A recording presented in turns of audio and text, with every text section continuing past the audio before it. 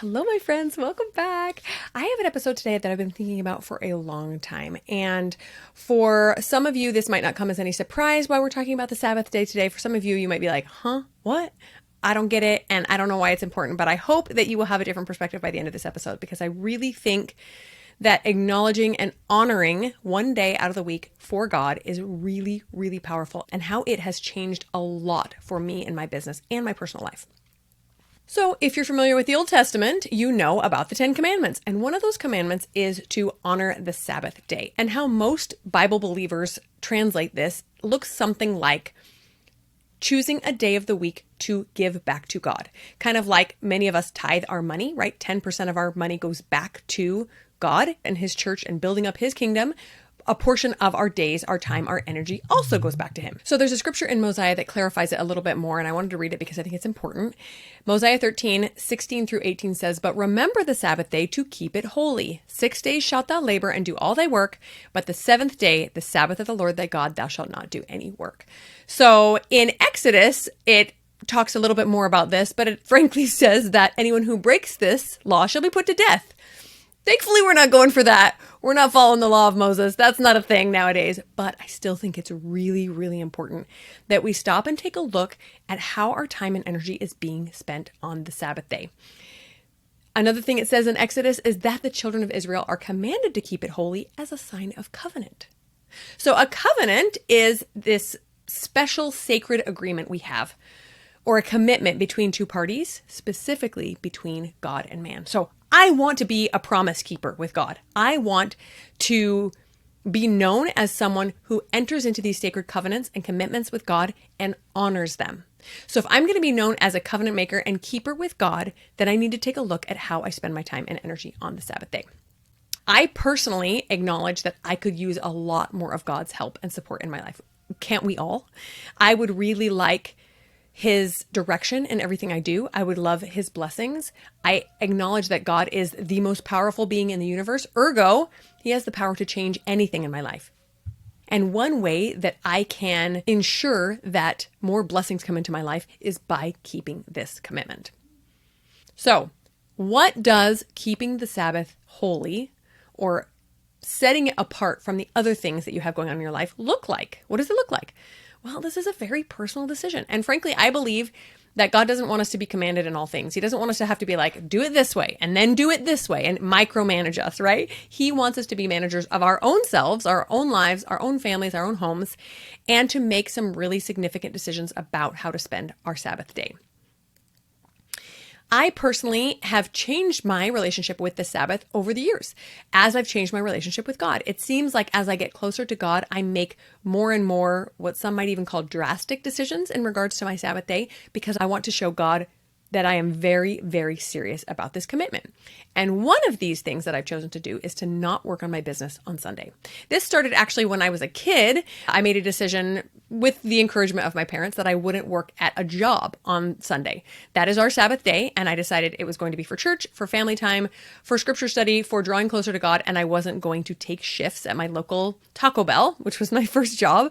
Instead, I was going to stay home and make sure that that day was sacred and special. And it wasn't always easy. I mean, with an entry-level job, you're kind of required to be the grunt and required to take whatever shifts they give you. But I managed to always have a job that allowed me to take Sundays off.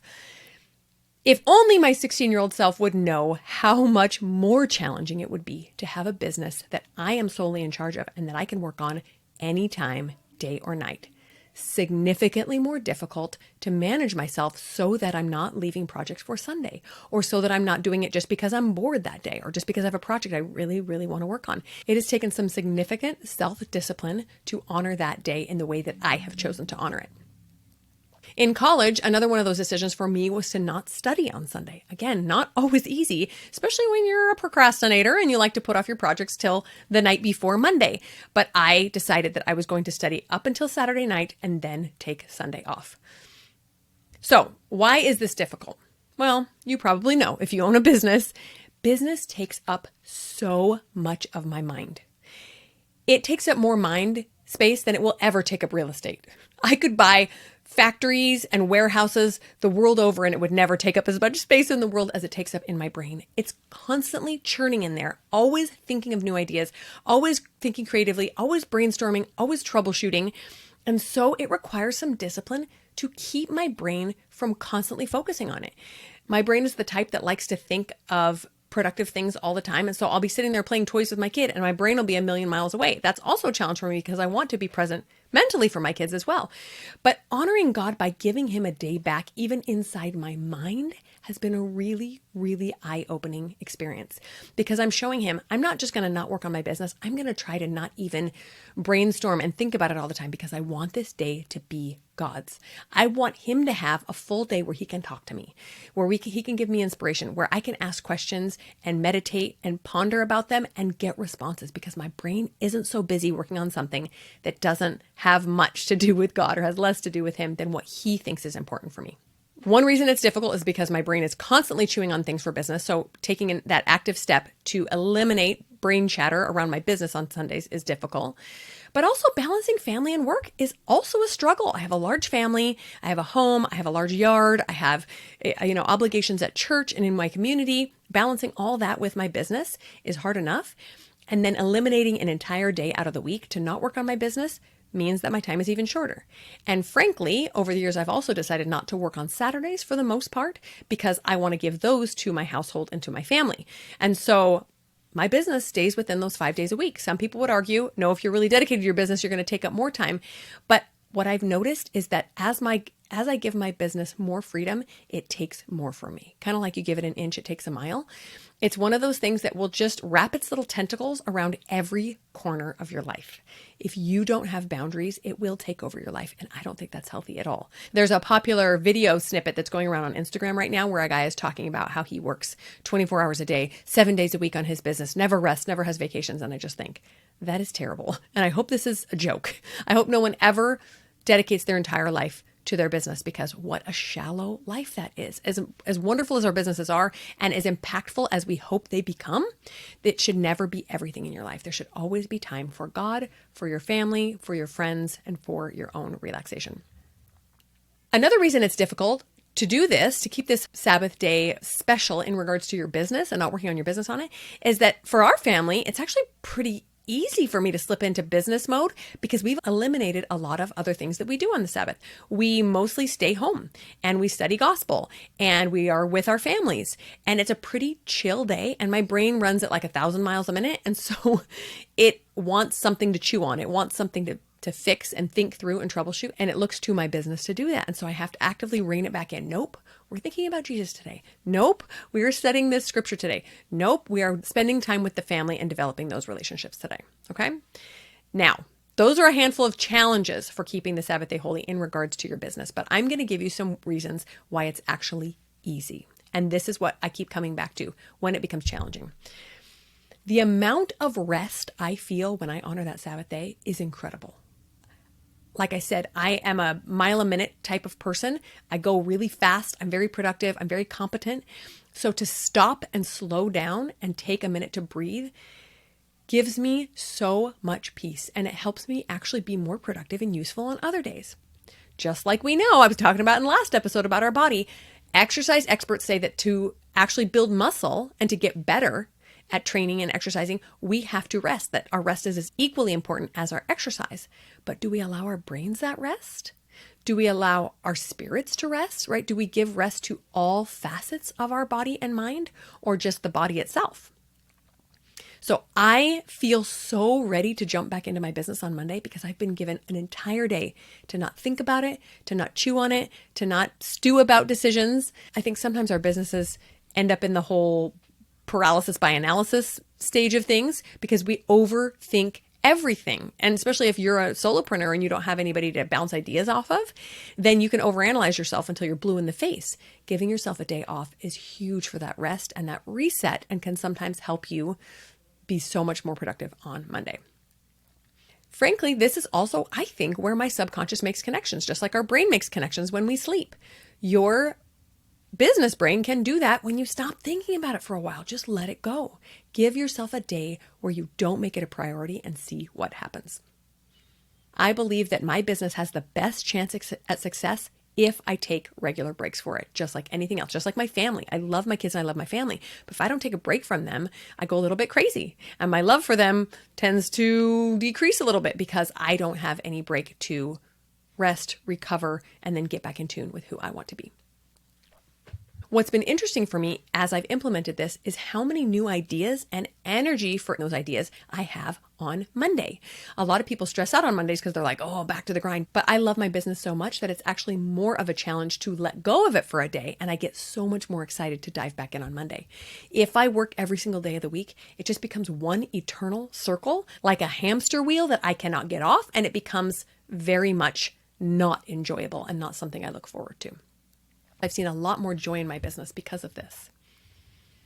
I have also seen God's hand in my business more and more.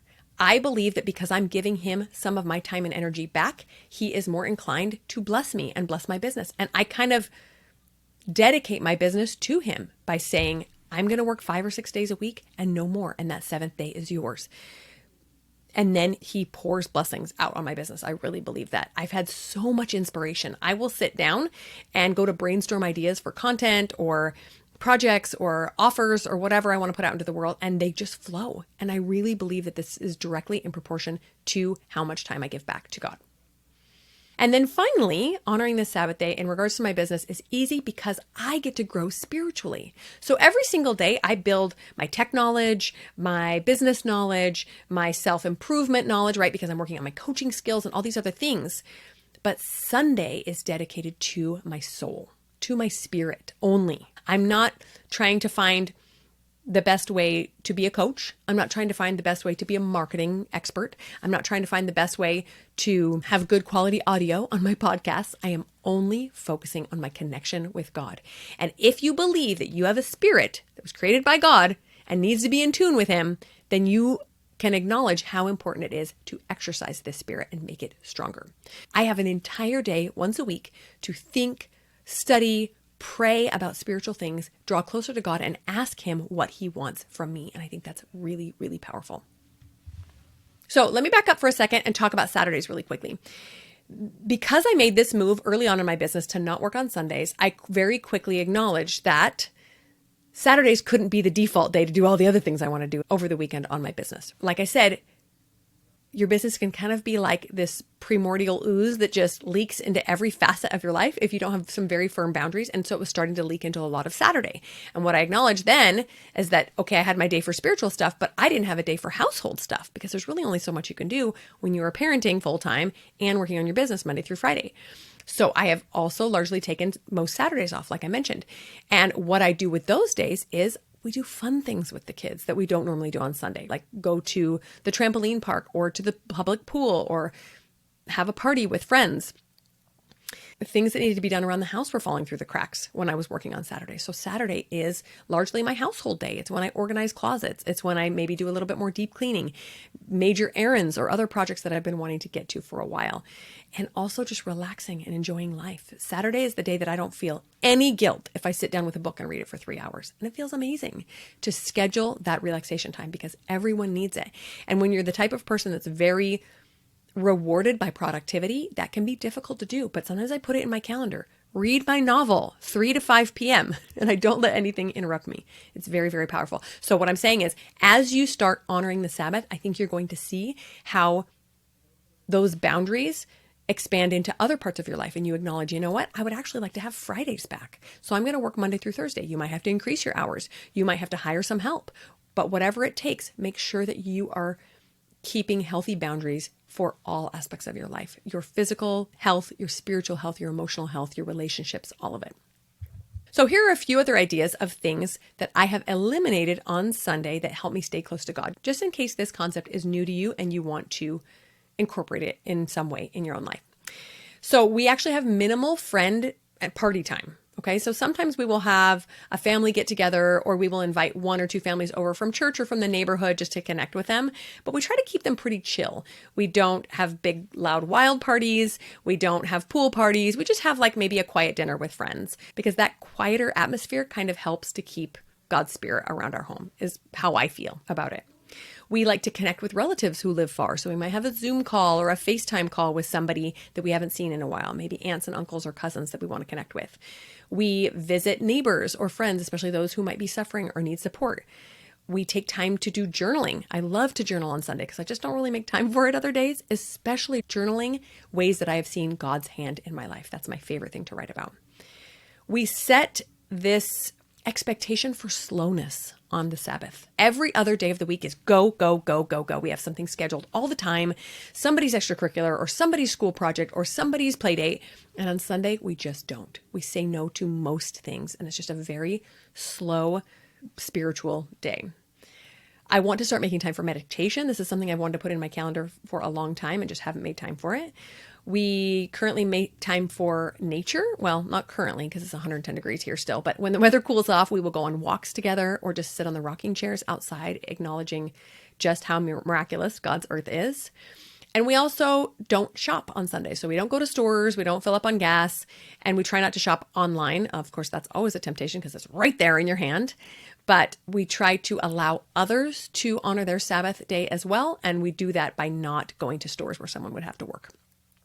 We also keep our entertainment pretty minimal on Sundays, unless it's something gospel-centered. So very often I'll let my kids watch some animated Bible story, or we'll watch maybe a video about what we're studying in church that comes up on YouTube. So we try to keep it gospel-centered so that our family is reminded that this is God's day.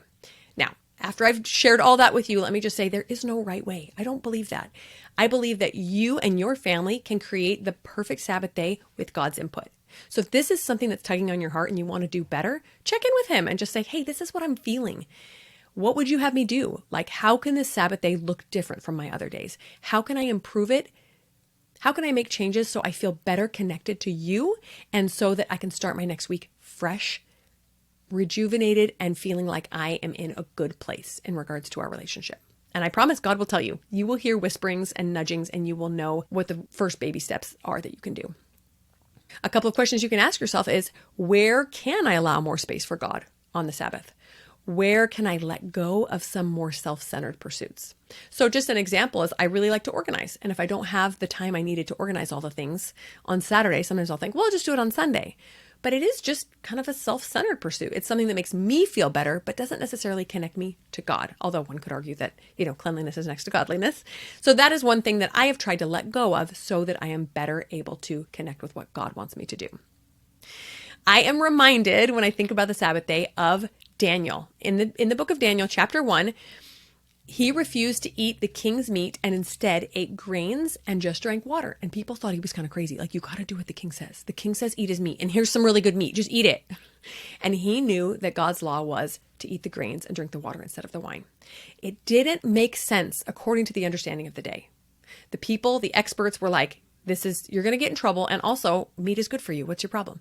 But he knew better. So he didn't do what the king asked, even though his life was at risk, because he trusted God.